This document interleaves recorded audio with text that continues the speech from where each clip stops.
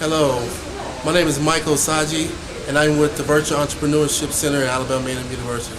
Today, I have Miss Angela Duncan of the Huntsville Housing Authority. How are you doing? I'm fine. How are you? Doing pretty good. Thank you.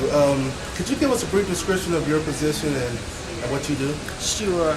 I'm the procurement officer at Huntsville Housing Authority, and I'm over the purchasing department. We're located in the finance department, and what we do, we just afford opportunities for contractors and vendors to purchase through the Huntsville Housing Authority.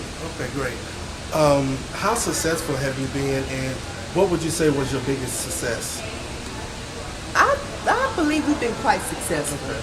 Over the past, I've been with the Housing Authority over 15 years, okay. and within the first 8 years, we actually increased our minority participation by about 48%. Great. Many times I have found that many of the contractors or vendors are shy about putting in bids because they weren't getting bids. Okay. But one thing I want to encourage people is to put in a bid, because one thing for sure, you're not going to get it if you don't try. Exactly. So we've been successful in increasing minority participation as well as awarding minority participation. Okay, so what do you think your main obstacle has been? The main obstacle is people not trying. They're not Okay. putting. They're not submitting the applications. Okay. They're not submitting Really? them. Okay. So what would you advise a young entrepreneur who would maybe be a contractor or even want to be someone in your shoes?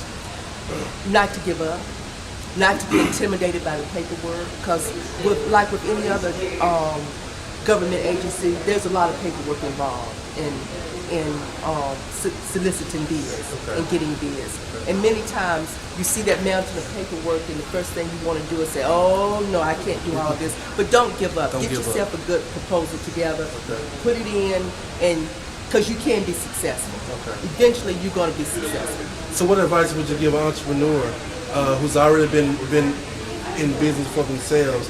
What advice would you give them? To keep trying, to continue to try, because if only failure is when you stop. Okay. The only failure is when you stop. To keep moving forward and to talk to other people that have been out there that's doing it. Well, we appreciate your time.